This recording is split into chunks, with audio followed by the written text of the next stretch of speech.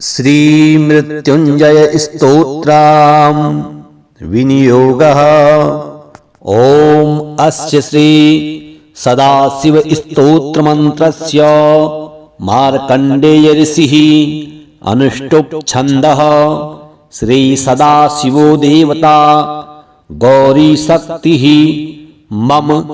समस्त मृत्यु शान्त्यर्थे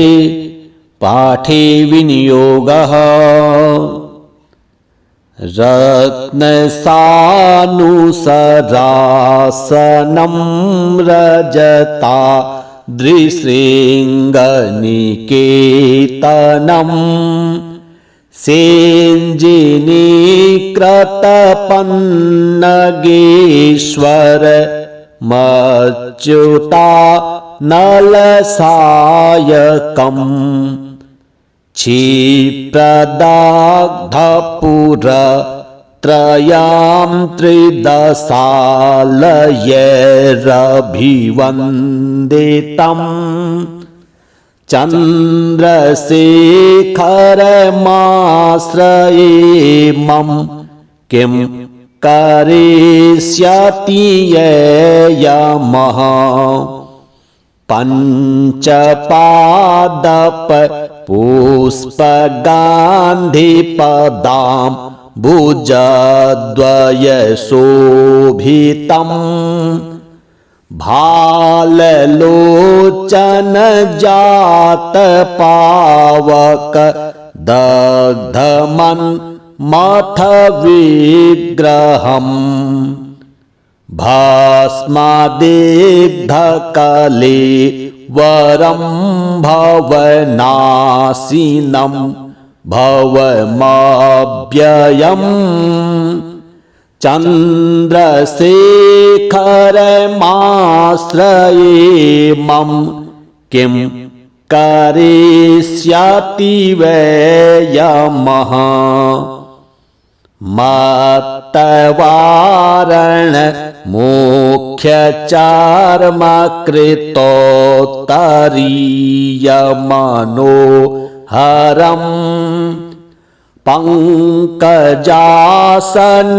पद्मलोचन पूजिताङ्घ्रिसरोरुहम् देवसिद्धतरं गिणीकर सिक्तशीतजटाधरम् चन्द्रशेखरमाश्रये मम किं करिष्यति वै यमः।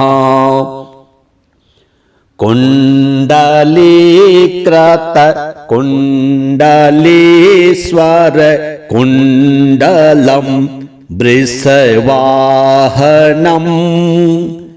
नारदादिमुनीश्वरस्तुत वैभवं भुवनेश्वरम् अन्धकान्तकमा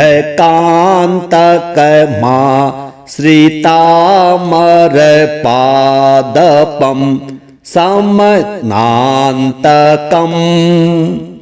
चन्द्रशेखरमाश्रये मम किं करिष्यति वै यमः। यक्षराजसखं भगाक्षिहरं भुजङ्गविभूषणम् शैलराजसुता परिष्कृत चारुवामकलेवरम् स्वीडनीलगलं परस्वधारिणं मृगधारिणम् चन्द्रशेखरमाश्रये मम किं करिष्यति वै यमः। भेखजं भवरो गीणामखिलापदामपहारिणम् दक्षयज्ञविनाशिनं त्रिगुणात्मकं त्रिविलोचनम् भोक्तिमोक्तिफलप्रदं निखिलाघसङ्गनिबर्हणम् चन्द्रशेखरमाश्रये मम किं करिष्यति वै यमः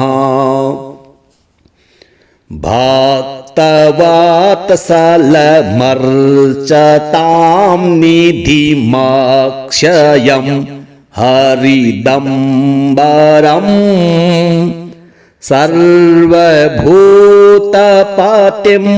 परात्परम प्रमेयमनुपमम्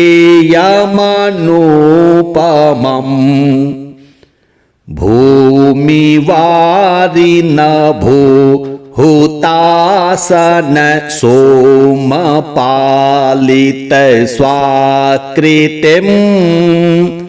चन्द्रशेखरमाश्रये मम किं करिष्यति वै यमः विश्वसृष्टिविधायिनं पुनरेव पालन तत्परम् संहरन्तमथ प्रपञ्चम शेष लोकनिवासिनम्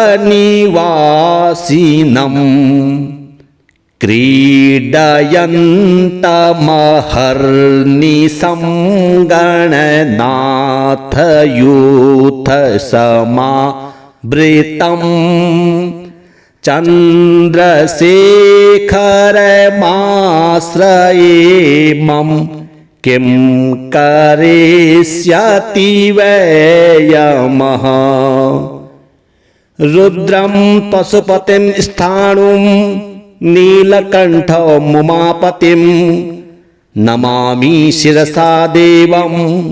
किं नो मृत्युः करिष्यति कालकण्ठं कलामूर्तिं कालाग्निं कालनाशनं नमामि शिरसा देवं किं नो मृत्युः करिष्यति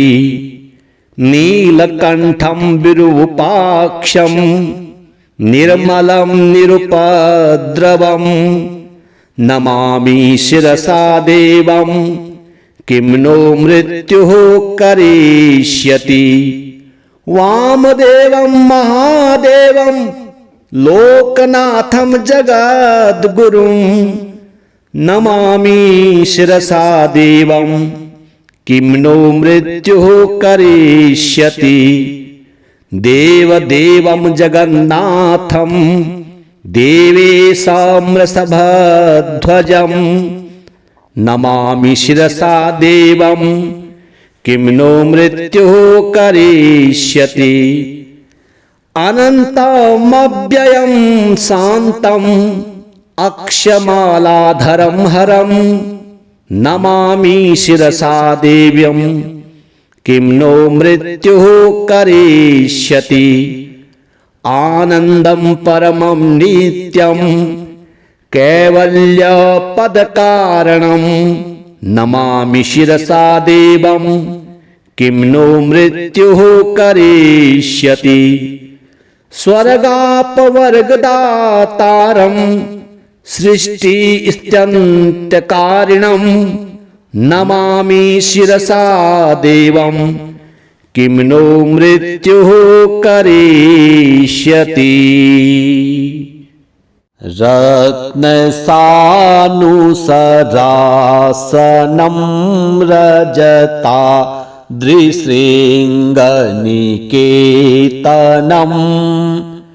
सेञ्जिनीकृतपन्नगेश्वर मच्युतानलसायकम्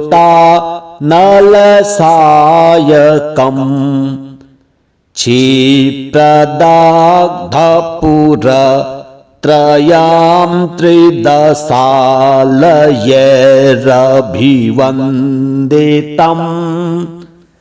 चन्द्रशेखरमाश्रयेमं किं करिष्यति यमः पञ्चपादपपुष्पगान्धिपदां भुजद्वयशोभितम्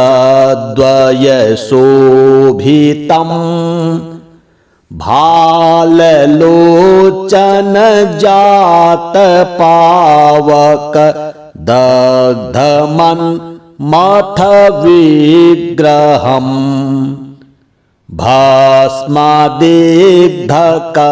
भस्मदिग्धकलेवरं भवनाशिनं भवमव्ययम् चन्द्रशेखरमाश्रयेमं किं करिष्यति वै यमः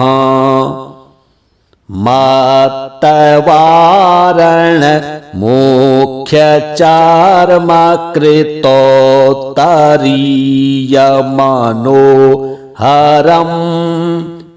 पङ्कजासनपद्मलोचन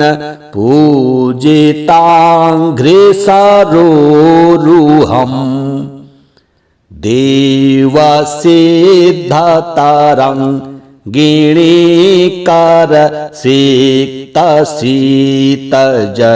देवसिद्धतरङ्गिणीकरसिक्तशीतजटाधरम् चन्द्रशेखरमाश्रयेमं किं करिष्यति वै यमः कुण्डलीकृतकुण्डलीश्वर कुण्डलं वृषवाहनम्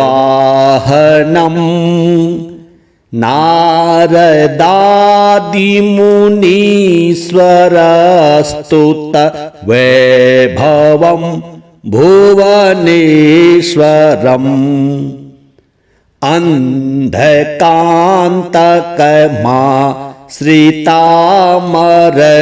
अन्धकान्तकमाश्रितामरपादपं समनान्तकम् चन्द्रशेखरमाश्रयेमं किं करिष्यति वै यमः यक्षराजसखं भगाक्षिहरं भुजङ्गविभूषणम् शैलराजसुता परिष्कृत चारुवामकलेवरम्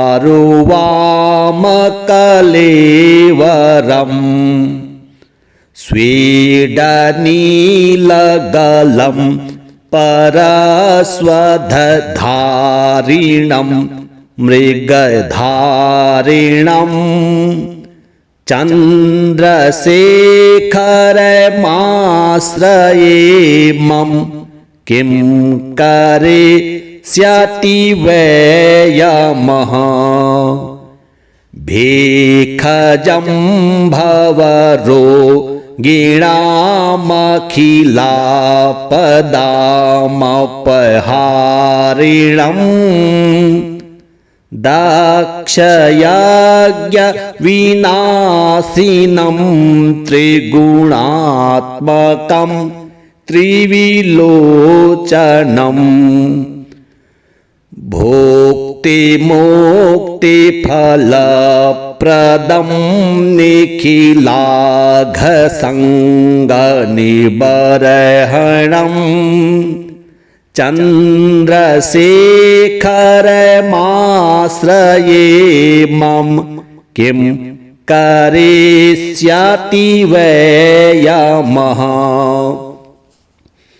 भक्त तवत्सलमर्चतां निधिमक्षयं हरिदम्बरम् सर्वभूतपतिं परात्परम प्रमेयमनुपमम् भूमिवारिनभो हुतासन सोमपालित स्वाकृतिम्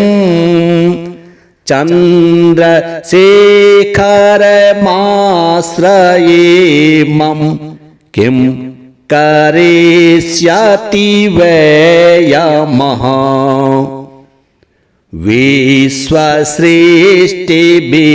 विश्वसृष्टिविधायिनं पुनरेव पालन तत्परम् संहरन्तमथ प्रपञ्चम शेष लोकनिवासिनम् क्रीडयन्तमहर्निशं गणनाथ यूथ समावृतम् चन्द्रशेखरमाश्रयेमं किं करिष्यति वै यमः रुद्रं पशुपतिं स्थाणुं नीलकण्ठमुमापतिं नमामि शिरसा देवं किं नो मृत्युः करिष्यति कालकण्ठं कलामूर्तिं कालाग्निं कालनाशनं नमामि शिरसा देवं किं नो मृत्युः करिष्यति नीलकण्ठं विरूपाक्षं निर्मलं निरुपद्रवं नमामि शिरसा देवं किं नो मृत्युः करिष्यति वामदेवं महादेवं लोकनाथं जगद्गुरुं नमामि शिरसा देवं किं नो मृत्युः करिष्यति देवदेवं जगन्नाथं देवेशं वृषभध्वजं नमामि शिरसा देवं किं नो मृत्युः करिष्यति अनन्तमव्ययं शान्तम् अक्षमालाधरं हरं नमामि शिरसा देव्यं किं नो मृत्युः करिष्यति आनन्दं परमं नित्यं कैवल्यपदकारणं नमामि शिरसा देवं किं नो मृत्युः करिष्यति स्वर्गापवर्गदातारं सृष्टिस्त्यन्तकारिणं नमामि शिरसा देवं किं नो मृत्युः करिष्यति रत्नसानुसरासनं रजता दृशृङ्गनिकेतनम्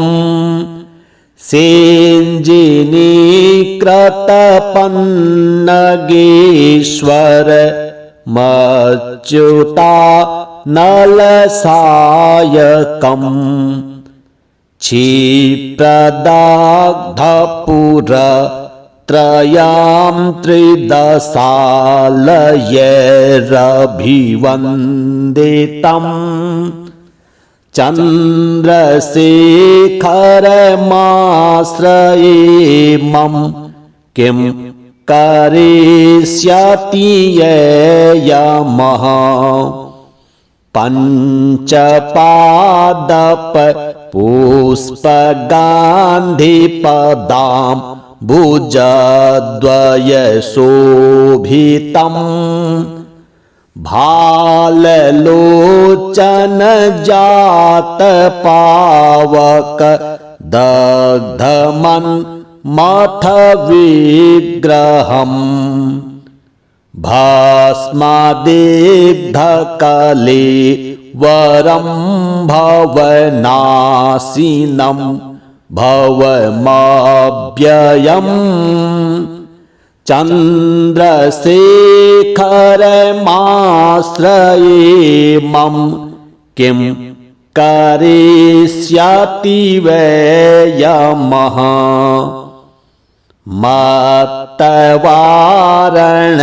मुख्यचार्मकृतोत्तरीयमनोहरम् पंकजासन पद्मलोचन पूजिताङ्घ्रिसरोरुहम् देवसिद्धतरङ्गिणीकर सिक्तशीतजटाधरम्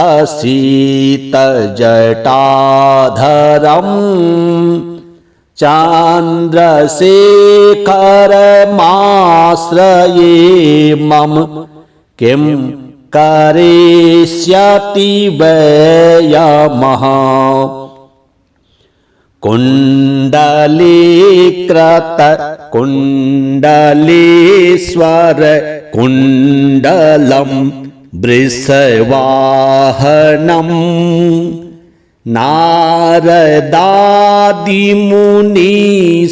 नारदादिमुनीश्वरस्तुत वैभवं भुवनेश्वरम् अन्धकान्तकमाश्रितामरपादपं समनान्तकम् चन्द्रशेखरमाश्रये मम किं करिष्यति वै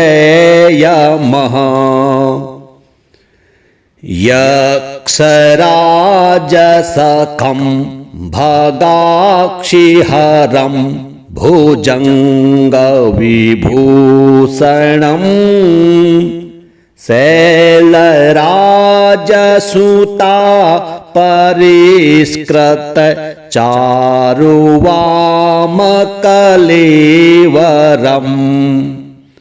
स्वीडनीलगलं परस्वधारिणं मृगधारिणम् चन्द्रशेखरमाश्रये मम किं करिष्यति वै यमः भेखजं भवरोगिणामखिलापदामपहारिणम् दक्षयज्ञविनाशिनं त्रिगुणात्मकं त्रिविलोचनम्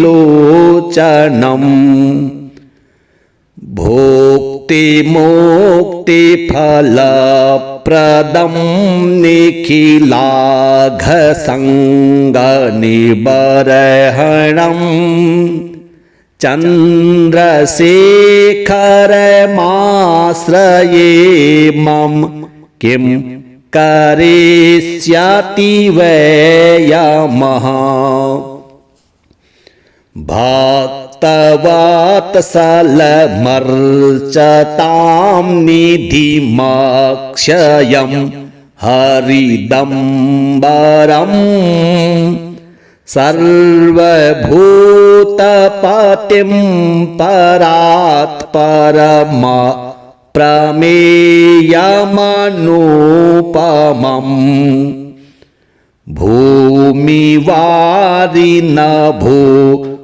भूमिवारिनभूहुतासन सोमपालित स्वाकृतिम् चन्द्रशेखरमाश्रये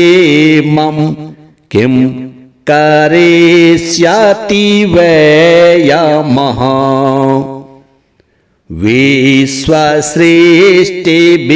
विश्वसृष्टिविधायिनं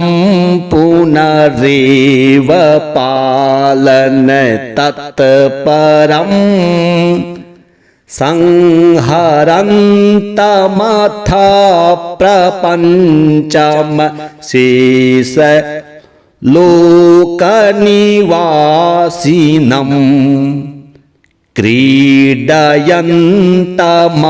क्रीडयन्तमहर्निशं गणनाथ यूथ समावृतम् चन्द्रशेखरमाश्रयेमं किं करिष्यति वयमः रुद्रं पशुपतिं स्थाणुं नीलकण्ठमुमापतिं नमामि शिरसा देवं किं नो मृत्युः करिष्यति कालकण्ठं कलामूर्तिं कालाग्निं कालनाशनं नमामि शिरसा देवं किं नो मृत्युः करिष्यति नीलकण्ठं विरूपाक्षं निर्मलं निरुपद्रवं नमामि शिरसा देवं किं नो मृत्युः करिष्यति वामदेवं महादेवं लोकनाथं जगद्गुरुं नमामि शिरसा देवं किं नो मृत्युः करिष्यति देवदेवं जगन्नाथं देवेशं वृषभध्वजं नमामि शिरसा देवं किं नो मृत्युः करिष्यति अनन्तमव्ययं शान्तम् अक्षमालाधरं हरं नमामि शिरसा देव्यं किं नो मृत्युः करिष्यति आनन्दं परमं नित्यं कैवल्यपदकारणं नमामि शिरसा देवं किं नो मृत्युः करिष्यति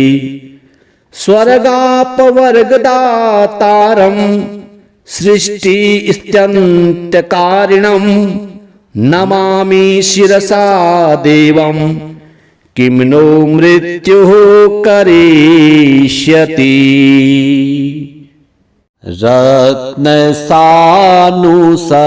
रत्नसानुसरासनं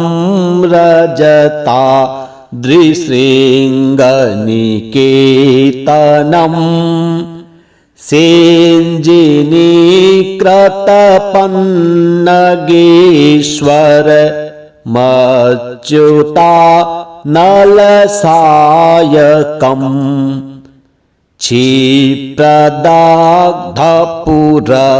क्षिप्रदग्धपुरत्रयां त्रिदशालयैरभिवन्दितम्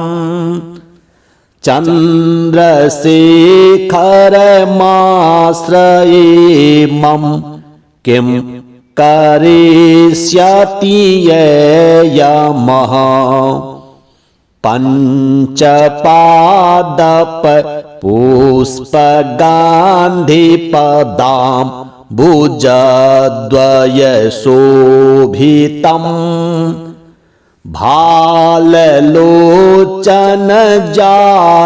भाललोचनजातपावक दग्धमन्मथ विग्रहम् भस्मदिग्धकले वरं भवनाशिनं भवमव्ययम्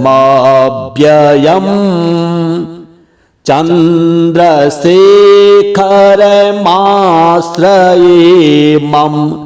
किं करिष्यति वयमः मत्तवारण मुख्यचार्मकृतोत्तरीयमनोहरम् पंकजासन पद्मलोचन पूजिताङ्घ्रिसरोरुहम्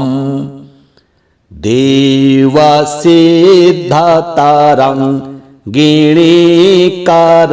सिक्तसितजटाधरम्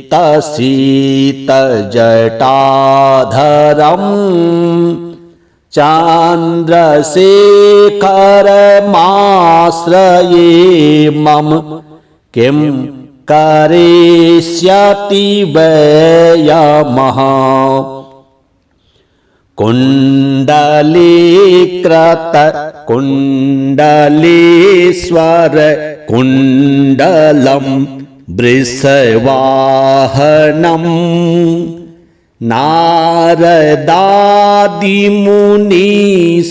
नारदादिमुनीश्वरस्तुत वैभवं भुवनेश्वरम्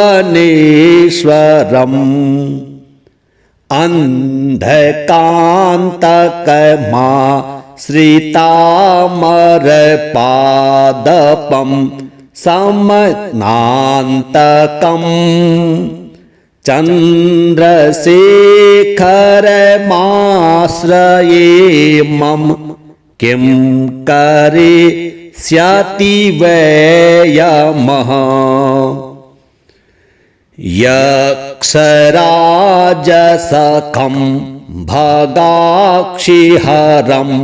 भुजङ्गविभूषणम्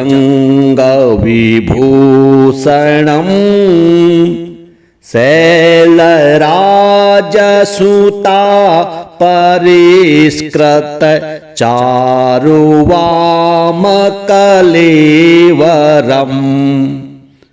स्वेदनीलगलं परस्वधारिणं मृगधारिणम् चन्द्रशेखरमाश्रये मम किं करिष्यति वै यमः भेखजं भवरोगिणामखिलापदामपहारिणम् दक्षयज्ञविनाशिनं त्रिगुणात्मकं त्रिविलोचनम् भोक्तिमोक्तिफलप्रदं निखिलाघसङ्गनिबर्हणम् चन्द्रशेखरमाश्रये मम किं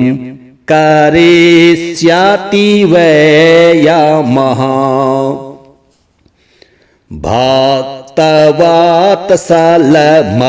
भक्तवत्सलमर्चतां निधिमक्षयं हरिदम्बरम् सर्वभूतपतिं परात्परम प्रमेयमनुपमम्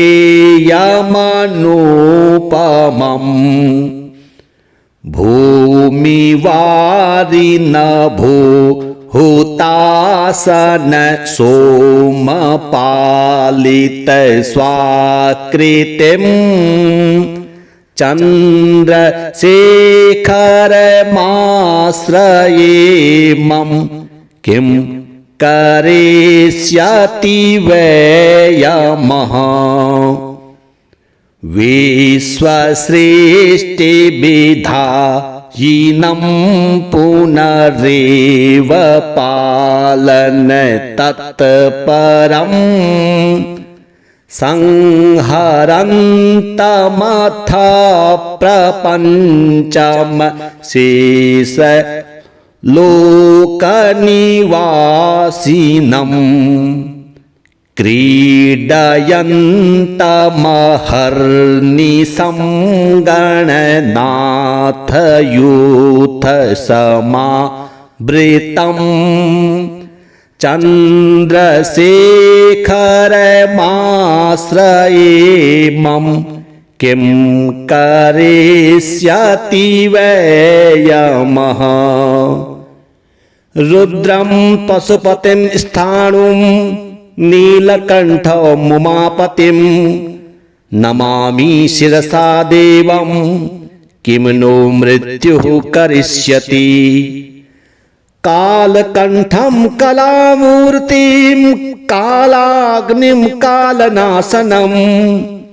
नमामि शिरसा देवं किं नो मृत्युः करिष्यति नीलकण्ठं विरूपाक्षं निर्मलं निरुपद्रवं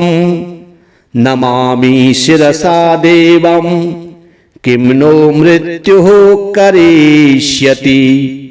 वामदेवं महादेवं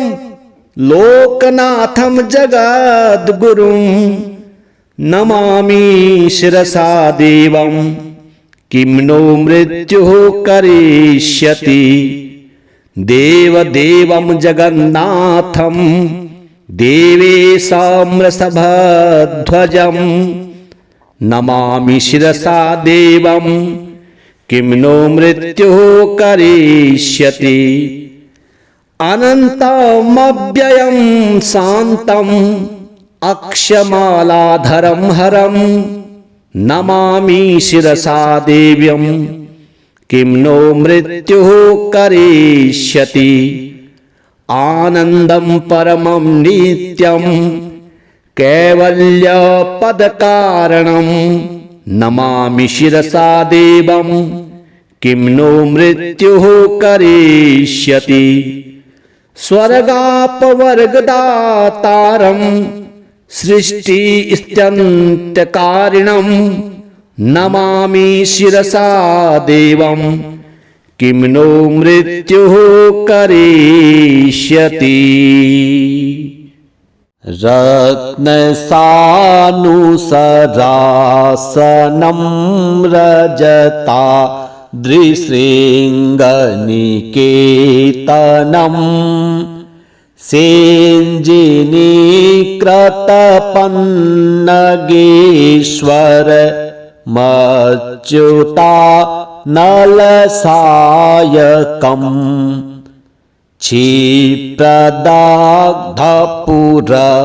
क्षिप्रदग्धपुरत्रयां त्रिदशालयैरभिवन्दितं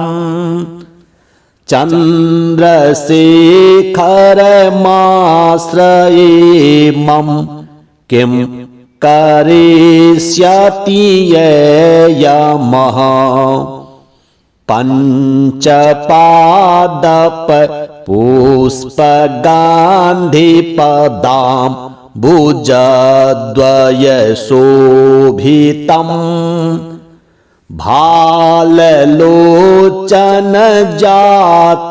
भाललोचनजातपावक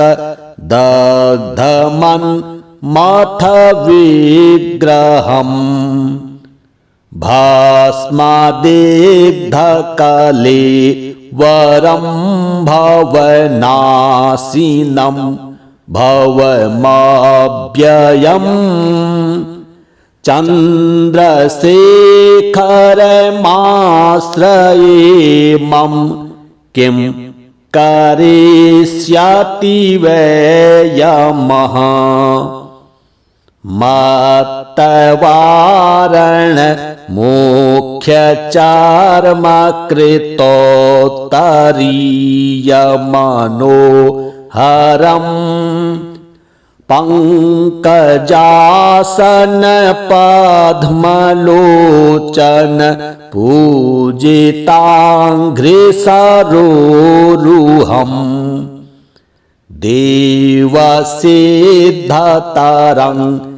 देवसिद्धतरङ्गिणीकर सिक्तशीतजटाधरम् चन्द्रशेखरमाश्रये मम किं करिष्यति वै यमः कुण्डलीकृत कुण्डलीश्वर कुण्डलं वृषवाहनम्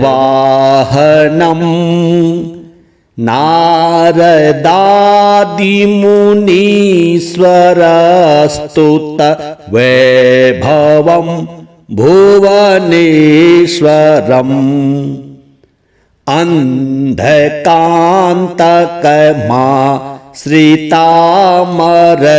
अन्धकान्तकमाश्रितामरपादपं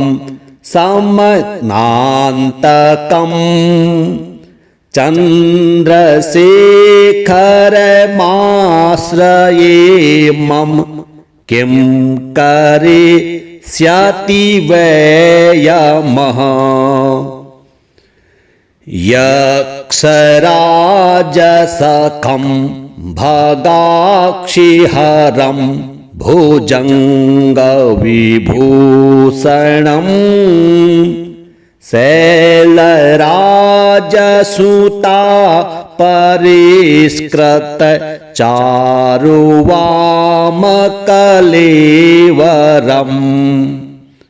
स्वीडनीलगलं परस्वधारिणं मृगधारिणम्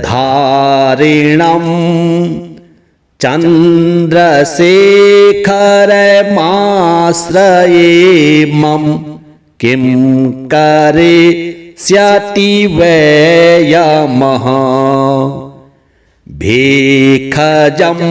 भवरोगिणामखिलापदामपहारिणम् दक्षयज्ञविनाशिनं त्रिगुणात्मकं त्रिविलोचनम् भोक्तिमोक्तिफलप्रदं निखिलाघसङ्गनिबर्हणम् चन्द्रशेखरमाश्रये मम किं करिष्यति वै यमः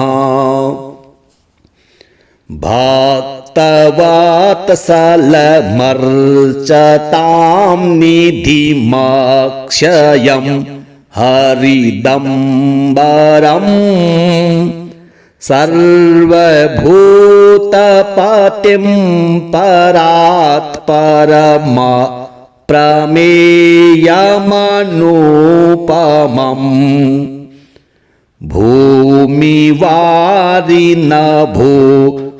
भूमिवारिनभूहुतासन सोमपालितस्वाकृतिम्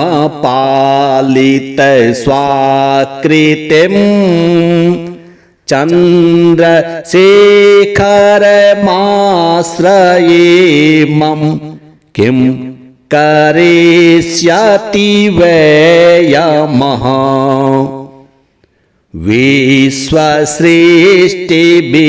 विश्वसृष्टिविधायिनं पुनरेव पालन तत्परम् संहरन्तमथ प्रपञ्चम शेष लोकनिवासिनम् क्रीडयन्तमहर्निशं गणनाथयूथसमावृतम् चन्द्रशेखरमाश्रये मम किं करिष्यति वै यमः रुद्रं पशुपतिं स्थाणुं नीलकण्ठमुमापतिं नमामि शिरसा देवं किं नो मृत्युः करिष्यति कालकण्ठं कलामूर्तिं कालाग्निं कालनाशनं नमामि शिरसा देवं किं नो मृत्युः करिष्यति नीलकण्ठं विरूपाक्षं निर्मलं निरुपद्रवं नमामि शिरसा देवं किं नो मृत्युः करिष्यति। वामदेवं महादेवं लोकनाथं जगद्गुरुं नमामि शिरसा देवं किं नो मृत्युः करिष्यति। देवदेवं जगन्नाथं देवेशां वृषभध्वजं नमामि शिरसा देवं किं नो मृत्युः करिष्यति। अनन्तमव्ययं शान्तं अक्षमालाधरं हरं नमामि शिरसा देव्यं किं नो मृत्युः करिष्यति। आनन्दं परमं नित्यं कैवल्यपदकारणं नमामि शिरसा देवं किं नो मृत्युः करिष्यति। स्वर्गापवर्गदातारं सृष्टिस्थित्यन्तकारिणं नमामि शिरसा देवं किं नो मृत्युः करिष्यति।